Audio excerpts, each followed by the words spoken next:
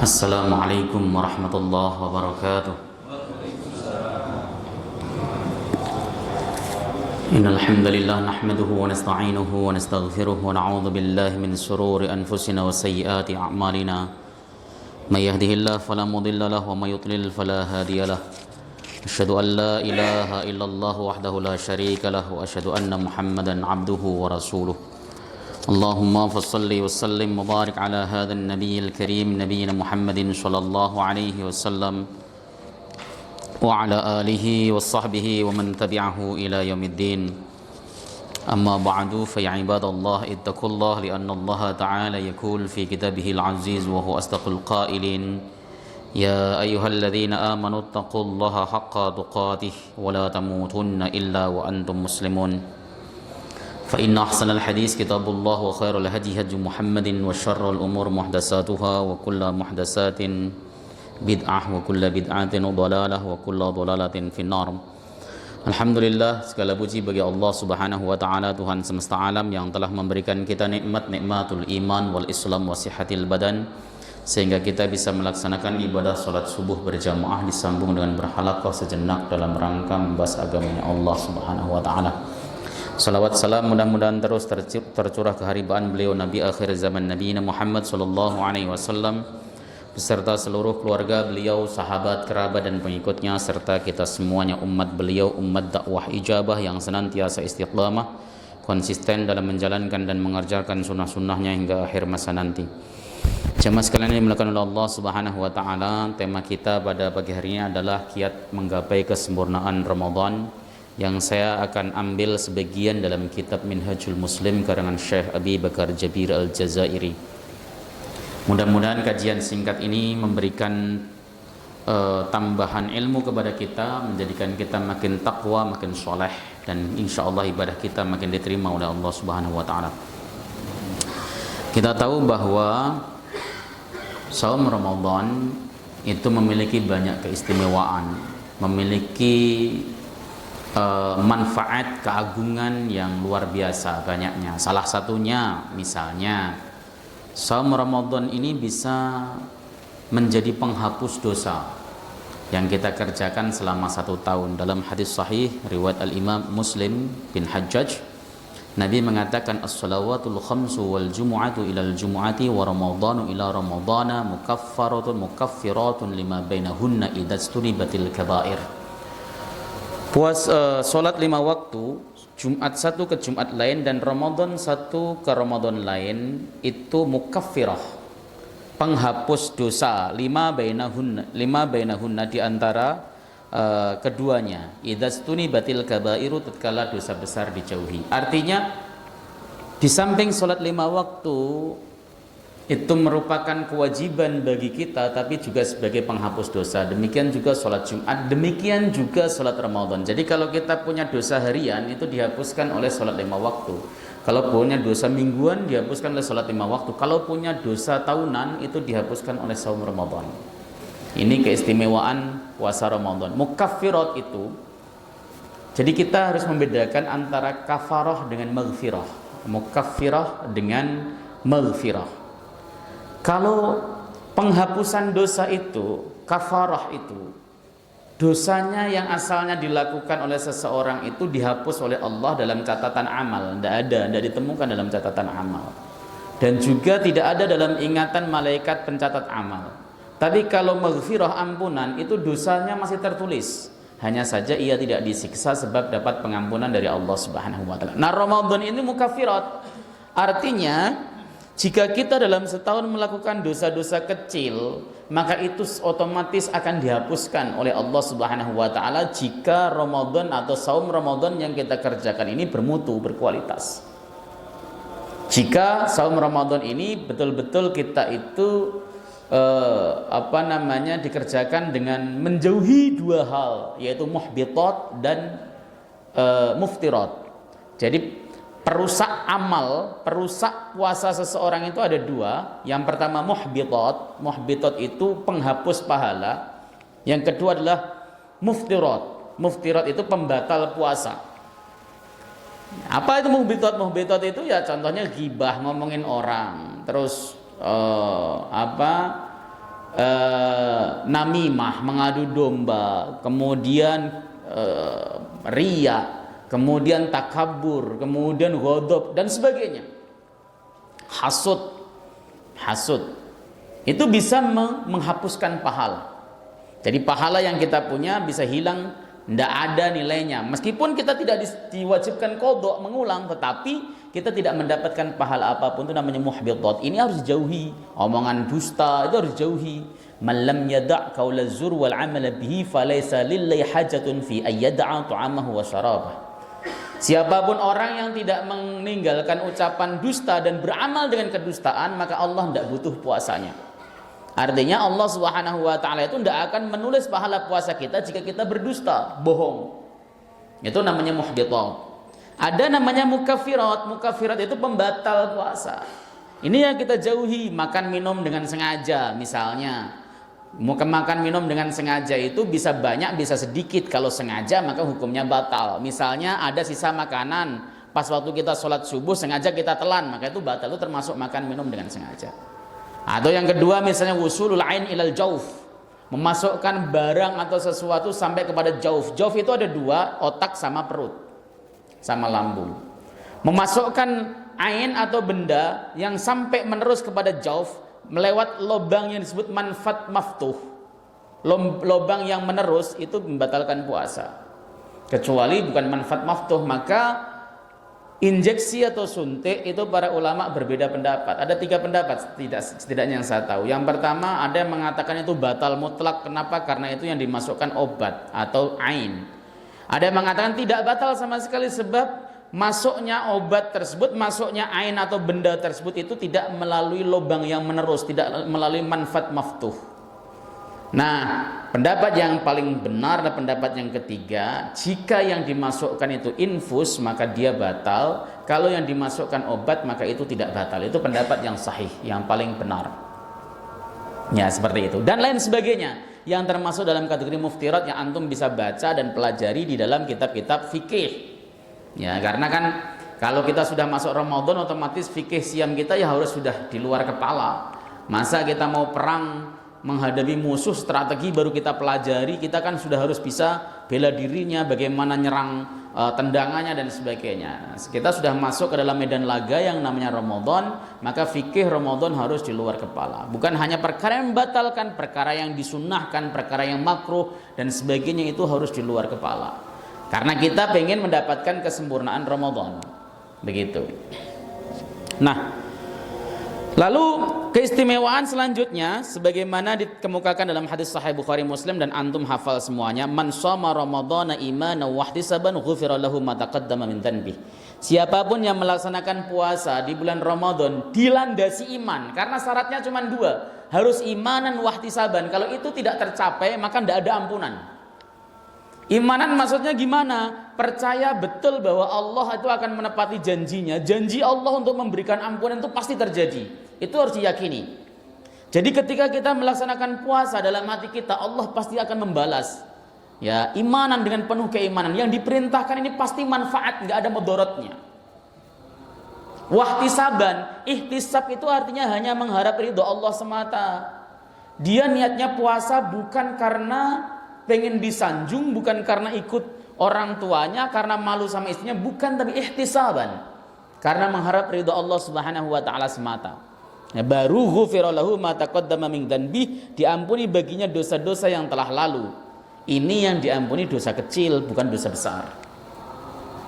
Makanya kalau kita sering berkata bahwa ketika kita masuk Idul Fitri kita telah menang, telah kembali suci dan sebagainya, itu tidak betul kalau tidak dilandasi dengan taubat yang baik. Nggak betul, karena yang dihapuskan baru dosa kecil, dosa besar itu masih bercokol jika tidak taubat. Begitu. Kadang kan kita itu agak sedikit berlebihan. Wah, kita telah kembali kepada hari kemenangan. Menang lawan siapa? Gitu kan? Lawan hawa nafsu. Hawa nafsu itu tidak bisa dikalahkan. Bisanya dikendalikan. Ya, bahkan kadangkala kita itu baru hari raya saja sudah kalah sama nafsu. Begitu hari raya yang asalnya maaf begitu adzan Isya tergopoh-gopoh ke masjid melaksanakan sholat tarawih berjamaah, disambung dengan witir, pulang aktivitas ibadah jam 9. Selesai itu masuk hari raya, jangankan untuk melaksanakan sholat tarawih, sholat malam, kalau tarawih kan sudah tidak ada, sholat malam, qiyamul lail, sebanyak 8 rakaat minimal yang dilakukan di masjid, atau 20 rakaat yang dilaksanakan di masjid lain misalnya. Jangankan segitu banyak, sholat wajib berjamaahnya saja tidak. Itu kan sudah kalah lagi sama nafsu. Kapan kita menang? Belum lagi kalau kemudian kita sehari-harinya ketika buka kayak orang kesetanan, apa saja dimakan. Sunnahnya sih betul mengunyah kurma, cuman separuh kurma yang dikunyah, selebihnya pokoknya hajar semuanya, es buah, gorengan 5, lontong dan sebagainya masuk semua. Sejak kapan kita bisa mengalahkan nafsu kita? Nah itu contohnya. Jadi Ramadan itu bisa menghapuskan dosa kecil. Ya, itu keistimewaannya.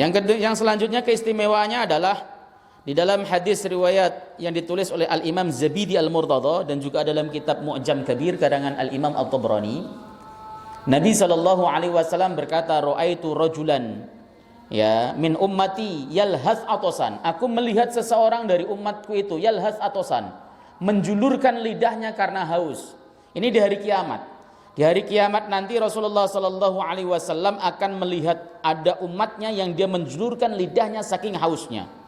Kullama warada haudan muni'a minhu. Tatkala orang ini sampai ke haud, ke telaganya Nabi, muni'a minhu, dia dilarang untuk mendekati telaga haudnya Nabi SAW. Enggak boleh. Kenapa? Ya karena memang dia banyak dosanya.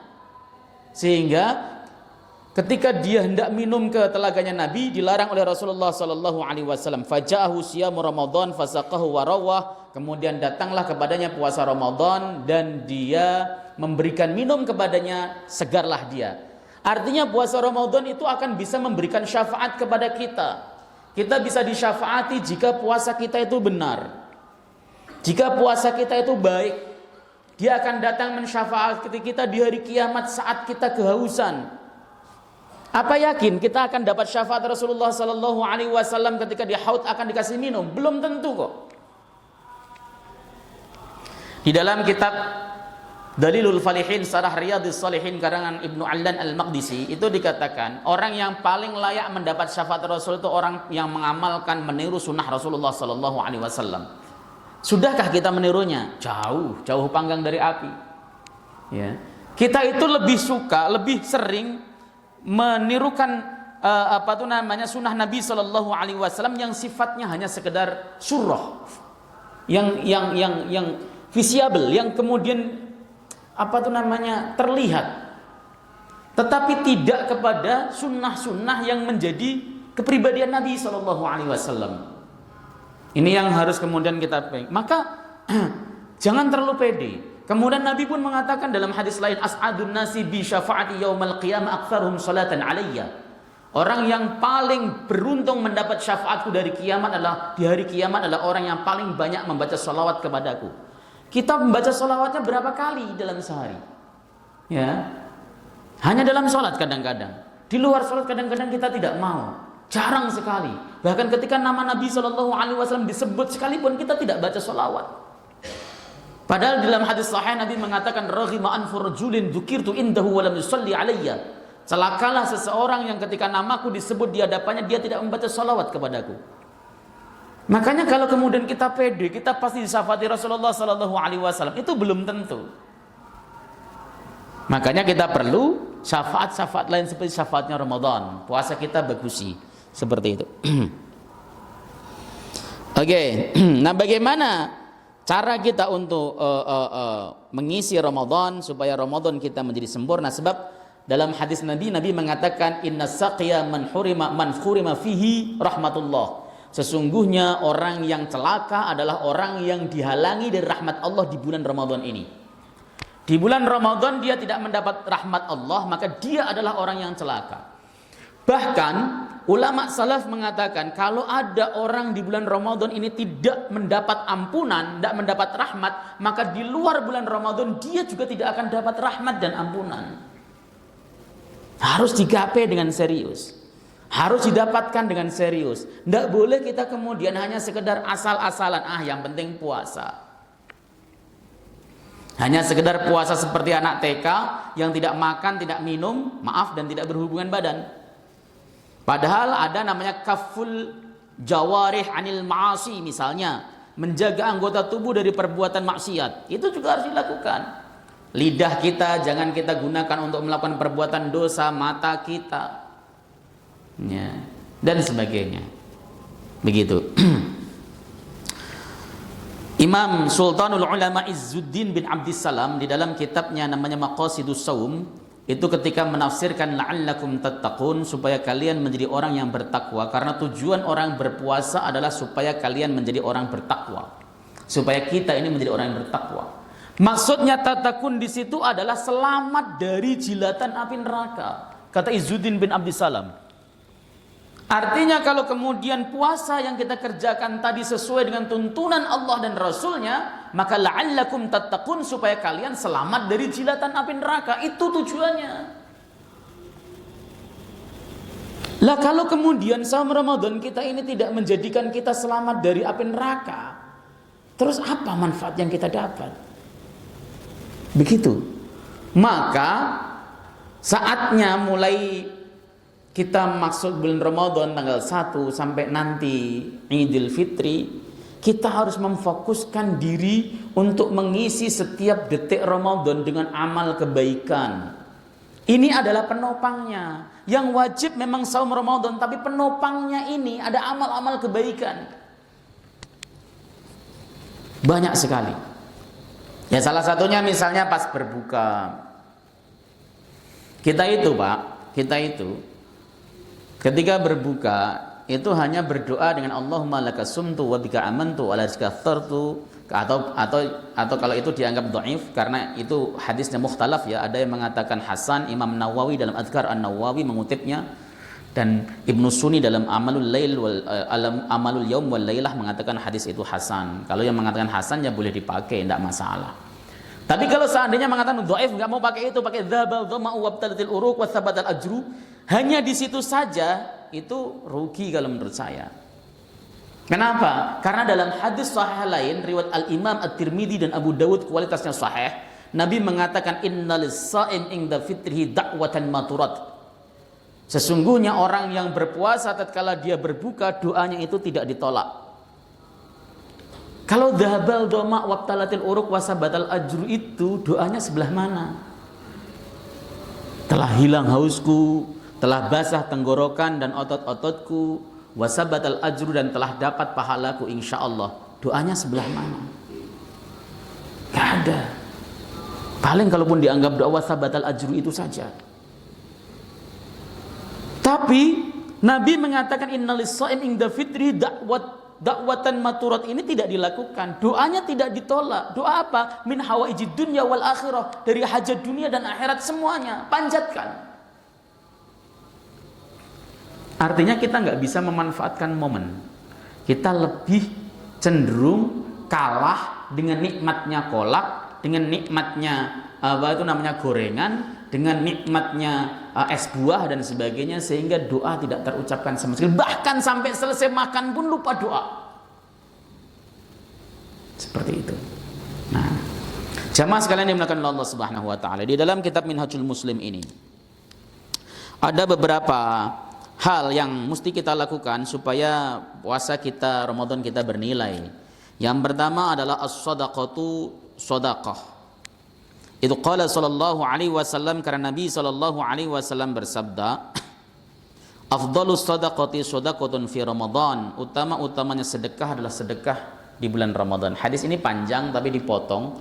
Ada dalam Sunan Tirmidzi, sebagian ulama mengatakan hadis ini dhaif tapi lahu syawahid. Dia memiliki penguat, maka menguat menjadi hasan li ghairihi. Utama-utamanya sedekah itu sedekah yang dibayarkan di bulan Ramadan.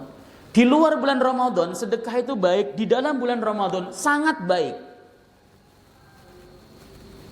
Dan dalam prinsip dan konsep sedekah itu, apapun yang kita infakkan di jalan Allah itu pasti diganti. Itu janji Allah kok. Allah mengatakan dalam Al-Quran, ma anfaqtum min syai'in fahuwa yukhlifuh. Apapun yang kalian infakkan, Allah akan menggantinya. Ini janji Allah. Sementara Allah sudah berikrar, innallaha la yuhliful mi'ad, sesungguhnya Allah tidak akan pernah mengingkari janjinya. Kalau Allah sudah berjanji apapun yang Anda infakkan, maka Allah akan menggantinya, ya infak. Bahkan di dalam lanjutan hadis ini dikatakan, man fattara sha'iman kana lahu mithla ajri sha'im min ghairi ayyan qussa minal ajri sha'im syai'an. Siapapun yang memberikan bukaan kepada orang yang berpuasa, maka dia akan mendapatkan pahala orang yang berpuasa tersebut tanpa dikurangi sedikit pun pahala dia. Ini kan anjuran bersedekah untuk memberikan bukaan. Memberikan bukaan itu teknisnya terserah kita. Rasulullah merumuskan maqasidnya, tujuannya adalah kita memberikan bukaan kepada orang berpuasa. Teknisnya boleh di jalan Anda orang berpuasa, Anda datangi, Anda kasih makan, boleh tetangga rumah Anda anterin makanan, boleh kemudian kita kumpul di mana dan sebagainya untuk buka bersama dan Anda traktir, atau kita patungan bersama untuk memberikan bukaan kepada orang lain. Yang kayak gini tuh clear mestinya, nggak usah kemudian dikatakan apakah sahabat dulu melakukan. Loh, ini hadis Nabi SAW kok. Nabi memerintahkan. Teknisnya ya terserah kita, kan dalam usul fikih ada kaidah namanya lil wasail hukmul maqasid. Wasilah itu hukum tujuan. Ya kayak contoh, Nabi memerintahkan kita untuk thalabil ilmi, belajar ilmu. Ya itu tujuannya. Wasilahnya kan banyak. Kita bisa belajar lewat WhatsApp, kita bisa belajar lewat YouTube, kita bisa belajar lewat majelis taklim, sekolah, pesantren, kita bisa belajar lewat daurah dan sebagainya. Itu kan wasilah, cara. Maqasidnya apa? Thalabul ilmi. Maka lil wasail hukmul maqasid. Kalau kemudian wasailnya hukumnya wajib, wasilahnya juga wajib. Itu cara memahaminya. Karena kan akhir-akhir ini ada orang yang kemudian mengatakan, apaan itu? Apa donasi buka bersama? Itu bid'ah, tidak dilakukan oleh sahabat. Ini cara berpikir yang salah secara nalar usul fikih. Sebab perintahnya jelas, man fattara shaiman, siapapun yang memberikan bukaan kepada orang yang berpuasa. Caranya terserah Anda, mau bareng-bareng dikumpulkan satu orang atau sendiri kalau memang kita kaya. Atau diserahkan kepada siapa, yang jelas digunakan untuk fattara shaiman, memberikan bukaan kepada orang-orang yang berpuasa. Kalau di Masjidil Haram itu cara memberikan bukaan, mereka modelnya orang-orang kaya itu ngirim beberapa paket lalu dibagikan. Makanya jangan heran kalau di Masjidil Haram itu makanannya tidak seragam, karena itu memang kiriman paket dari banyak orang kaya, dan orang di sana itu memang paling getol untuk bersedekah. Orang kaya mampu dan ada kesempatan untuk bersedekah di tempat mulia, diberikan kepada orang-orang mulia. Orang yang lagi puasa di bulan Ramadan, kemudian mereka iktikaf di Masjidil Haram atau Masjid Nabawi, mereka kasih bukaan. Seperti itu.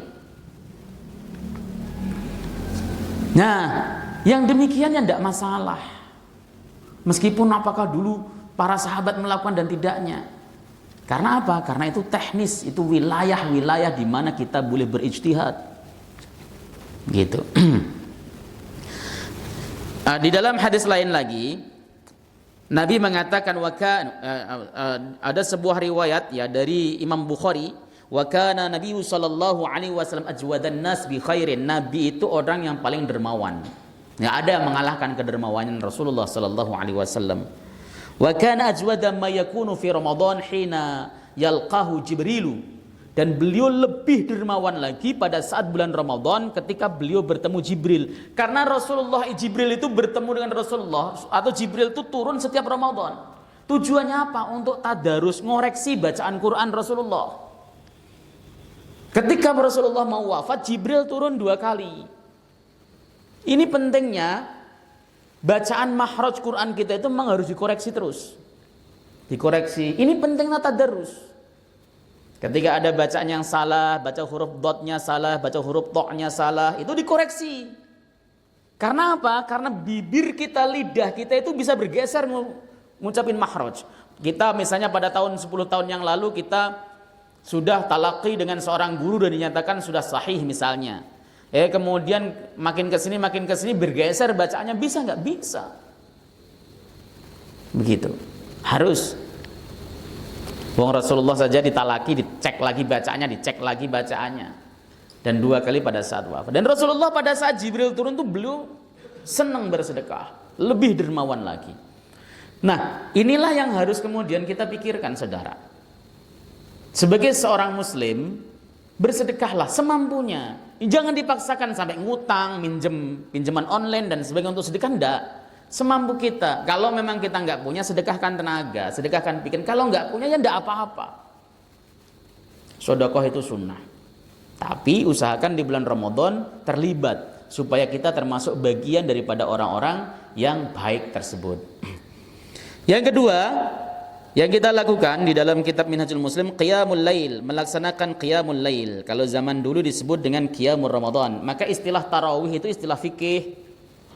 Di zaman Nabi SAW dan para sahabat tidak ada istilah tarawih.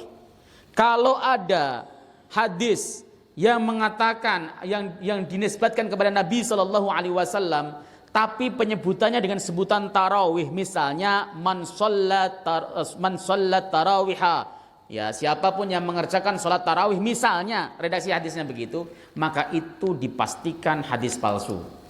Sebab zaman Nabi tidak dikenal istilah tarawih, dikenalnya qiyamur Ramadan. Dikenalnya qiyamur Ramadan. Tidak dikenal istilah sholat tarawih. Sholat tarawih itu istilah fikih. Kenapa? Karena banyak istirahatnya. Sholat yang banyak istirahatnya itu disebut dengan sholat tarawih. Nah, kita itu kan sebenarnya bingung ya di Indonesia itu. Di Indonesia itu banyak provokasinya. Saya sadar tahu bahwa jumhur ulama mengatakan bahwa sholat tarawih itu 20 rakaat. Jumhur. Tetapi 8 rakaat itu boleh. Kenapa? Karena hadisnya memang qawi, kuat. Saya membaca di dalam banyak kitab, seperti dalam kitab Hasyiah Syarqawi Alat Tahrir, itu dikatakan Nabi SAW itu pernah melaksanakan qiyamul Ramadan itu 3 hari, 3 kali ya, 3 malam. Yang pertama di malam 23, 25 dan 27. Setelah itu beliau tidak keluar. Nah, sholat tarawih yang dikerjakan Nabi ini itu jumlahnya cuma 8 rakaat. Itu juga dikemukakan oleh di dalam Musannaf Abdul Razak, ya, itu diterangkan bahwa Rasulullah SAW sholat tarawihnya juga 8 rakaat. Jadi mau 8, mau 20, mau 30 tidak masalah. Dulu Mekah itu 23, sekarang 13.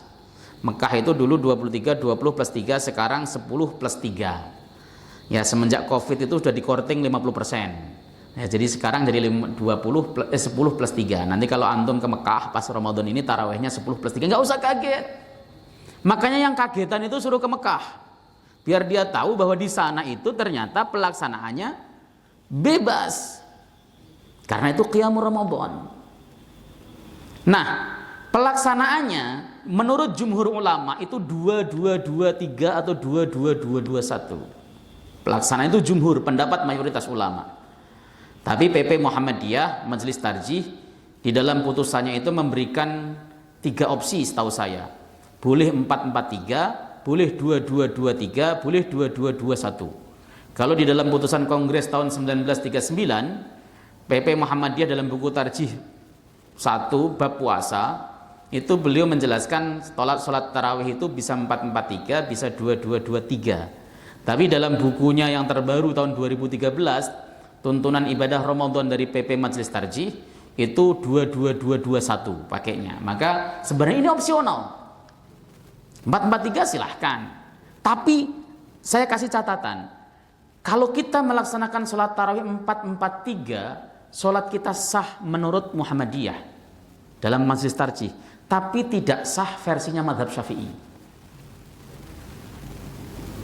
Di dalam kitab I'anatul Thalibin itu dikatakan orang yang sengaja melaksanakan sholat tarawih 443 maka sholatnya tidak sah. Kalau dia tidak tahu maka dia jatuh sholat sunnah, kalau dia tahu hukumnya batal. Versinya Syafi'i.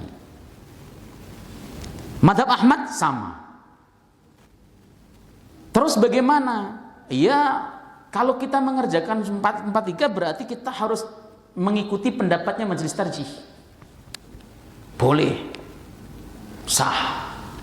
Saya kalau pas lagi sholat yang di 443 dan tidak mengulang lagi untuk melaksanakan sholat yang lain, karena saya percaya dengan majelis tarjih. Hanya saja sholat kita mukhtalaf, diperdebatkan para ulama.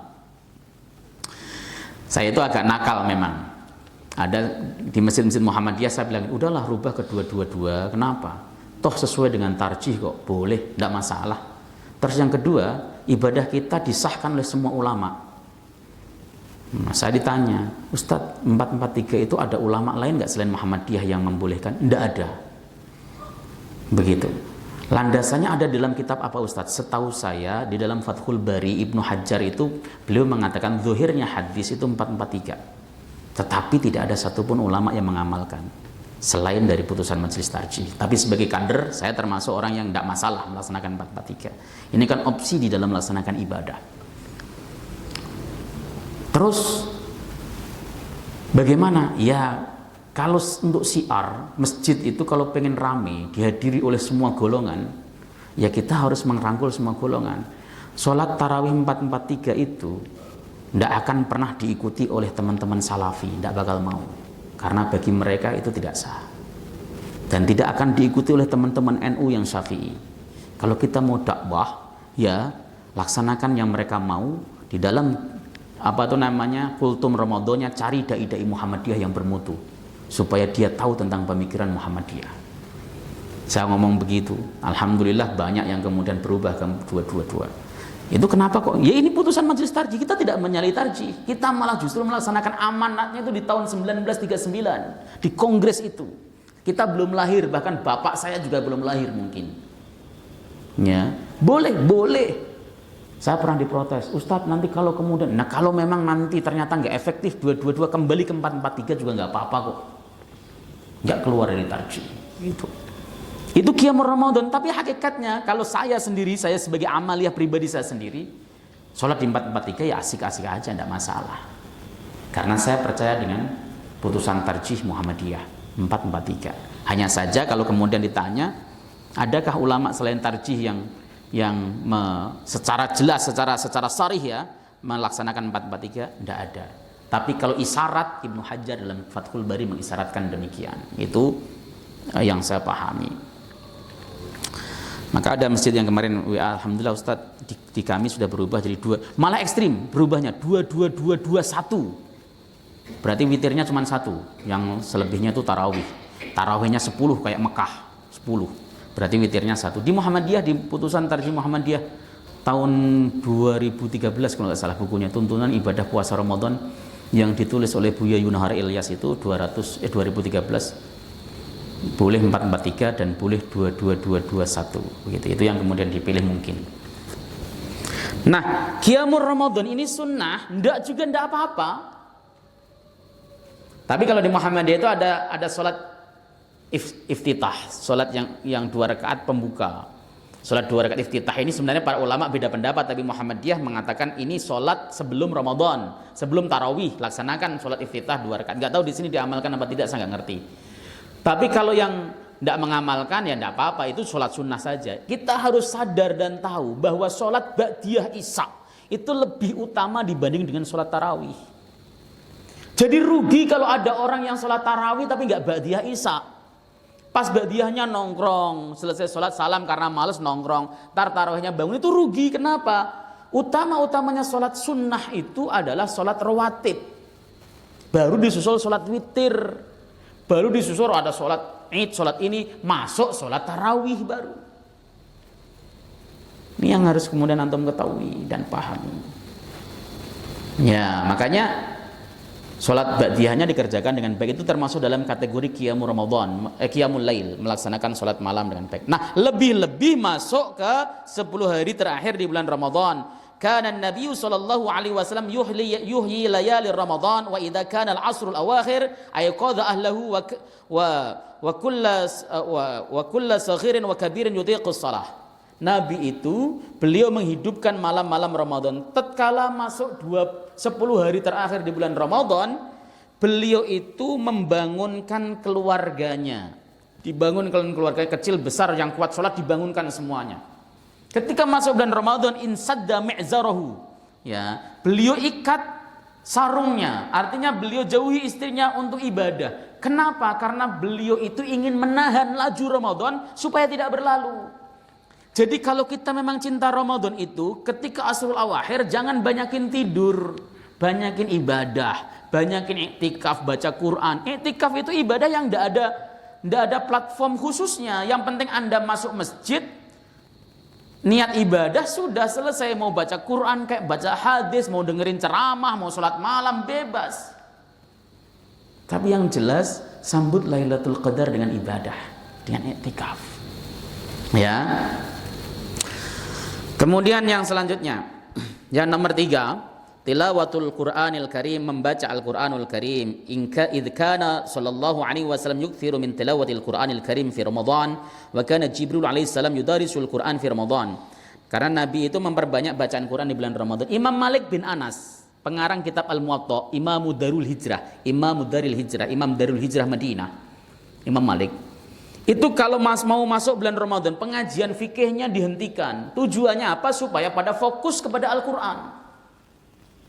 Karena Ramadan itu syahrul Quran, syahrul Ramadan alladzi unzila fihi al-Quran. Ramadan itu memang bulan Quran, bulan di mana Quran tersebut itu diturunkan. Maka baca Quran, perbanyak baca Quran. Kalau memang enggak memperbanyak bacaannya, perbanyak tadaburnya. Baca satu surat tadaburi maknanya apa sih? Baca satu surat tadaburi maknanya apa sih? Dan sebagainya, boleh seperti itu. Jangan hanya sekedar memperbanyak bacaannya saja. Memperbanyak bacaan boleh kalau memang dia paham artinya. Seperti misalnya ada orang baca Quran, begitu baca itu kayak baca bahasa Indonesia begitu. Oh, udah paham maknanya dan sebagainya, silakan perbanyak. Tapi kalau Anda pengen kategori yang saya membaca sedikit-sedikit Ustaz, tapi saya sambil membaca terjemahnya, silahkan, tidak masalah. Tapi itu bulan Quran. Karena Ramadan itu bulan Quran, ya kita libatkan diri kita ke arah pemahaman Quran. Perbanyak bacaannya. Kalau kemarin misalnya biasa membaca cuman setengah halaman, sekarang ya 1 atau 2 halaman. Itu namanya memperbanyak bacaan Quran. Dan Jibril itu beliau tadarus kepada Nabi Shallallahu Alaihi Wasallam, tadarus Quran di bulan Ramadan. Tadi yang saya jelaskan tadi, Jibril turun 2 kali pada saat Rasulullah Shallallahu Alaihi Wasallam mau wafat. Bahkan Rasulullah Shallallahu Alaihi Wasallam itu kalau qiyamul Ramadan bacaannya panjang. Maka ini yang disukai oleh Imam Syafi'i. Imam Syafi'i di dalam kitab Al-Um yang pernah saya baca, beliau mengatakan bahwa beliau itu sedang membahas tentang apakah sholat tarawih utama di masjid atau utama di rumah. Imam Syafi'i mengatakan, jika Anda pengen menghatamkan Quran, maka sholat tarawih utama di rumah. Silahkan kalau Bapak pengen menghatamkan Quran, membaca Quran sampai hatam, itu di rumah saja, jangan di masjid. Kenapa? Kasihan makmumnya, gempor dia pasti. Ya, coba kalau kemudian ada orang pengen menghatamkan Quran dalam sholatnya seperti Imam Syafi'i. Imam Syafi'i itu di dalam bulan Ramadan hatam 2 kali sehari. 1 kali hataman di siang hari, 1 kali hatamnya pada saat sholat tarawih di malam hari. Bagaimana? Coba bayangkan. Maka beliau kemudian sholat tarawihnya banyak di rumah karena menghatamin Quran. Tapi kalau bagi orang yang tidak ngatamin Quran, sholatnya di masjid lebih utama. Ya kan pada hakikatnya setelah sebelum masa Sayyidina Umar, sholat tarawih kan dikerjakan di rumah sendiri-sendiri. Pada masa Rasulullah cuma 3 hari keluar. Ke masa Khalifah pertama Abu Bakar Siddiq itu tidak ada yang keluar ke masjid melaksanakan sholat tarawih, tidak ada. Baru kepada zaman Khalifah Umar kemudian dikumpulkan di masjid. Itu yang kita lakukan saat ini. Sebab kalau diserahkan sendiri-sendiri tidak ada yang mau tarawih. Maka kemudian ulama menggolongkan sholat tarawih termasuk sholat yang disunnahkan dan disyariatkan berjamaah. Sebab Sayyidina Umar menggagasnya, meskipun beliau mengatakan nikmatil bid'atu hadhihi, bid'ah yang paling bagus adalah ini, tapi apa yang dilakukan oleh Khulafaur Rasyidun itu adalah dapat legitimasi dari Nabi. Nabi mengatakan alaikum bisunnati wa sunnatil khulafair rasyidin al mahdiyina min ba'di. Peganglah sunnahku dan sunnah Khulafaur Rasyidun. Supaya kita faham. Baca Quran dalam sholat misalnya. Kemudian yang keempat, ibadah yang bisa kita kerjakan dan memang dianjurkan kita kerjakan adalah al-i'tikaf. I'tikaf. Apa i'tikaf? Wa huwa mulazamatul masjid li'ibadati taqarruban lillahi azza wajal, yaitu tinggal di masjid untuk ibadah takarrub kepada Allah, itu i'tikaf. Orang mau i'tikaf itu cukup masuk dalam masjid, dalam hati saya berniat i'tikaf karena Allah, itu selesai, itu sudah dianggap i'tikaf. 3 madhab itu tidak memberikan syarat sulit dalam i'tikaf, kecuali madhab Malik yang syaratnya lumayan sulit. Yang pertama, harus di bulan Ramadan. I'tikaf di luar bulan Ramadan tidak boleh, kata madhab Malik. Yang kedua, harus 10 hari penuh. Kalau nggak penuh tidak boleh, nggak disebut dengan i'tikaf. Yang ketiga, harus di masjid jami', masjid yang untuk Jumatan. Kalau masjid yang tidak jami' tidak boleh. Tapi 3 madhab mengatakan boleh. Di luar bulan Ramadan juga boleh i'tikaf. I'tikaf itu tujuannya untuk apa? Untuk nyadong supaya kita dapat al-qadar.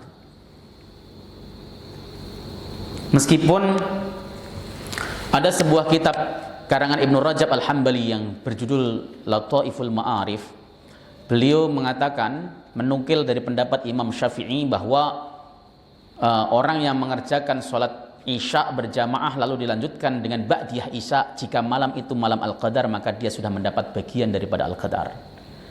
Kalau kita baca itu, saya perasaannya dapat deh, misalnya begitu kan, pede.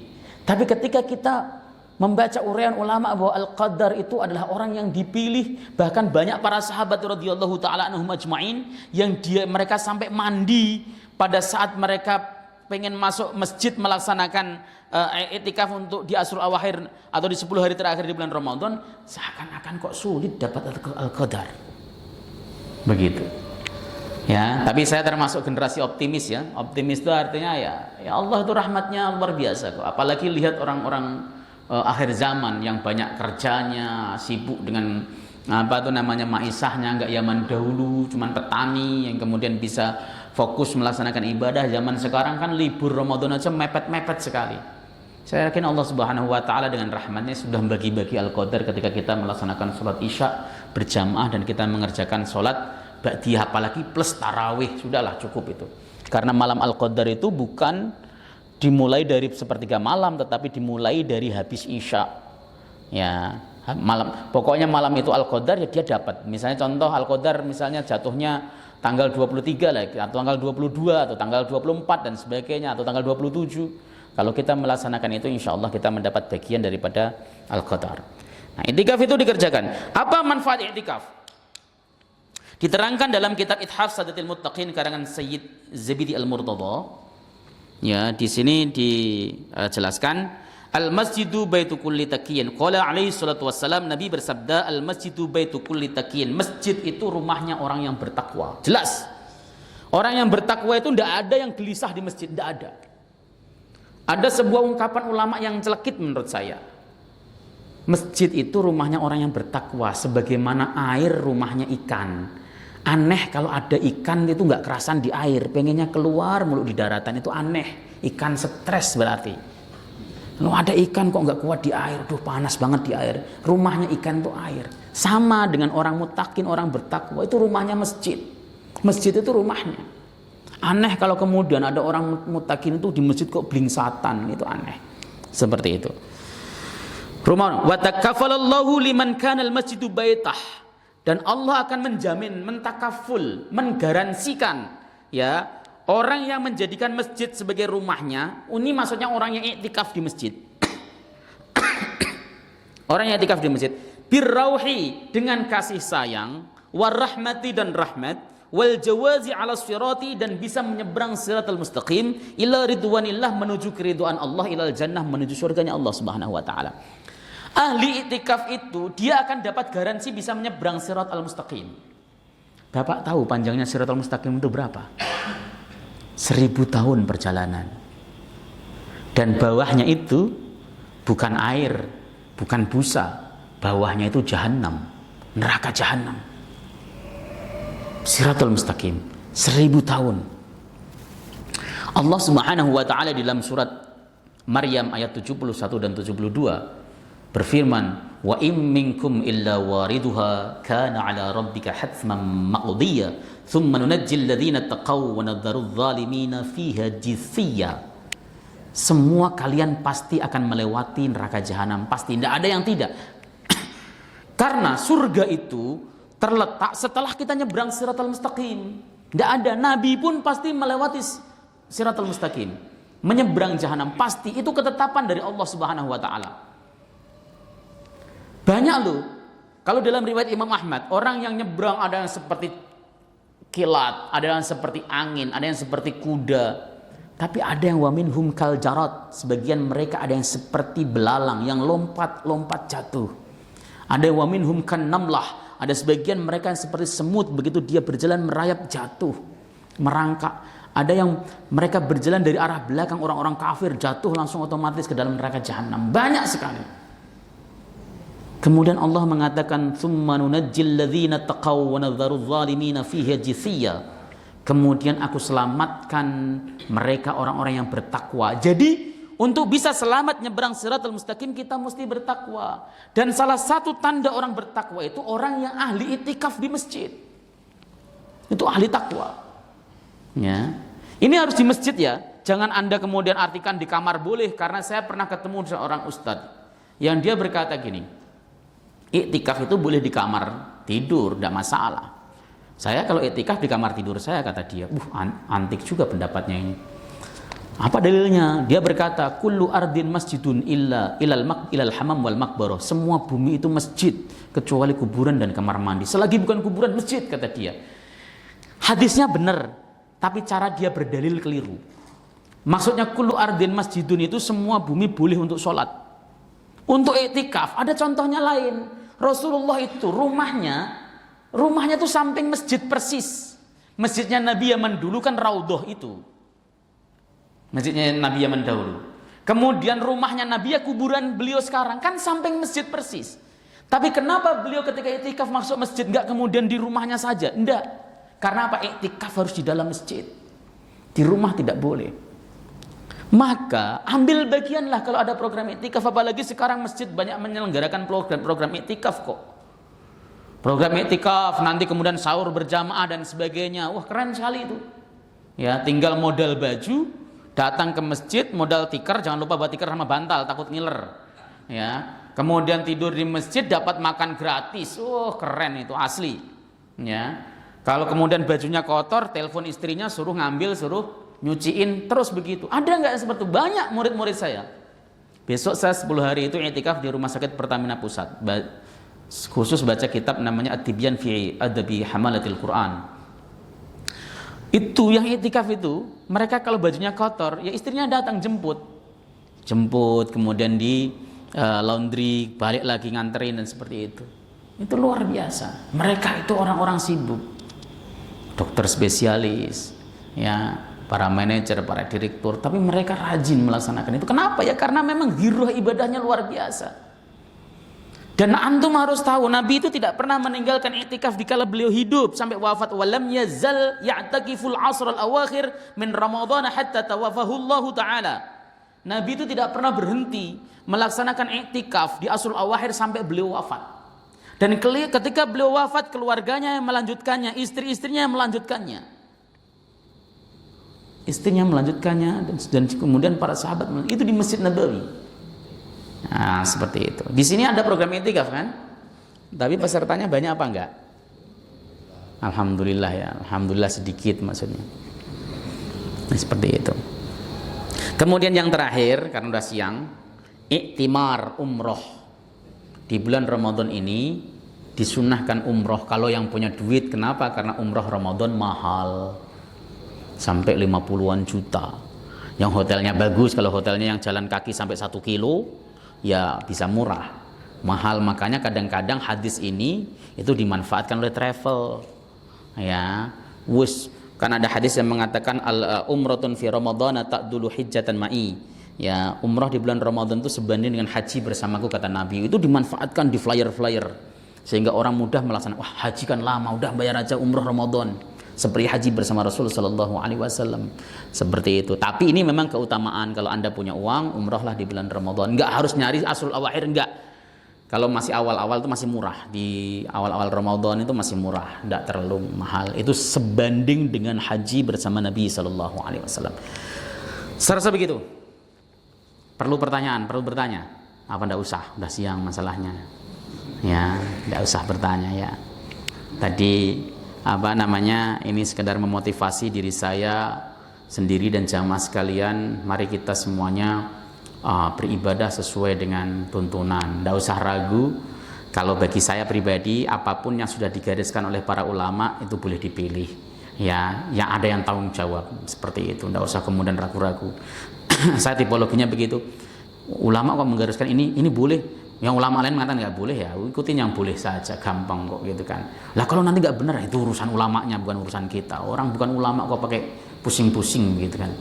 Makanya yang penting kita berusaha untuk jalan sesuai dengan koridor saja, koridor keilmuan. Insyaallah kita dirahmati oleh Allah Subhanahu wa taala. Kita tutup dengan hafal majlis. Subhanakallahumma bihamdika asyhadu an la ilaha illa anta astaghfiruka wa atubu ilaik. Assalamualaikum warahmatullahi wabarakatuh.